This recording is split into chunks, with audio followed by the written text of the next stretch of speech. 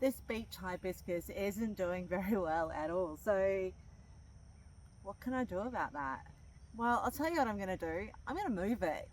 And you should never be afraid to move any plants in your garden. If they don't have the right position, then they need to go somewhere else. But how do I do that?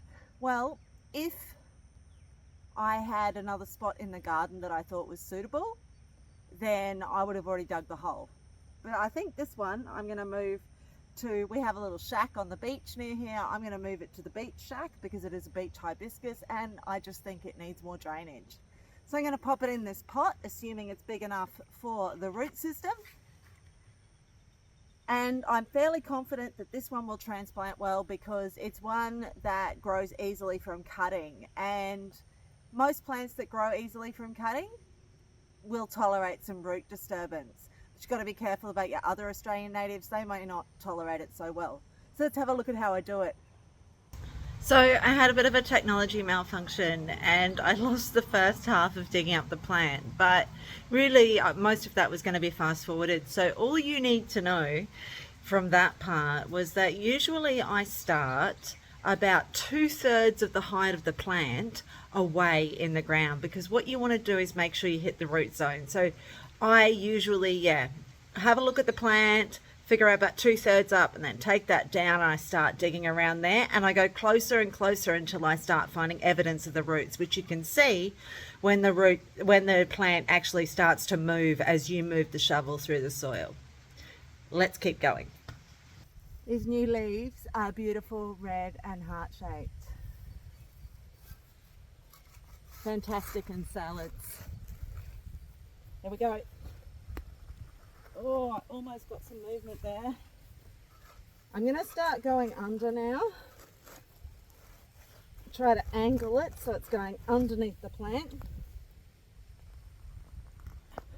See it lifting?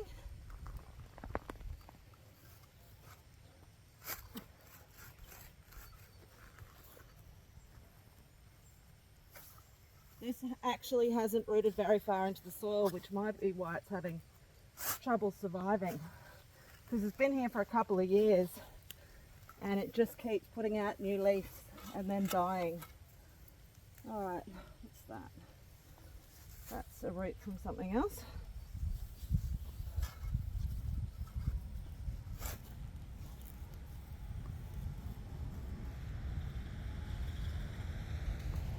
Now, in case you think I'm being a bit rough, there's really no other way, and I have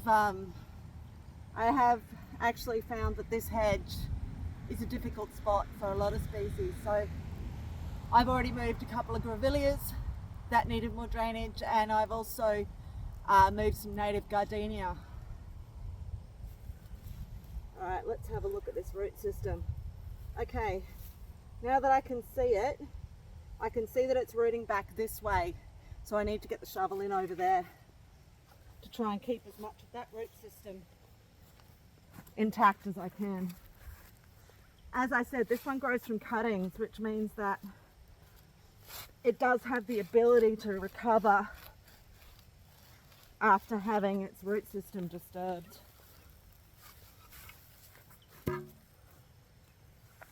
There are some plants I wouldn't do this with. So what I'm going to do, that's too big for my pot, and I don't think I have a pot free that's big enough for that.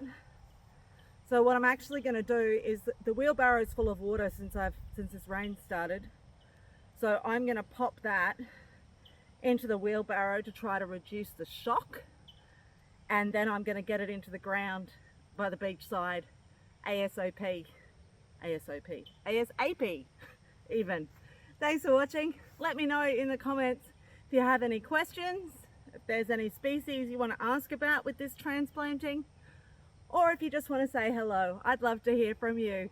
If you'd like to support the channel and support what I'm doing, please like and share, and make sure you subscribe if you'd like to hear more from me. I'll see you next time we get into it.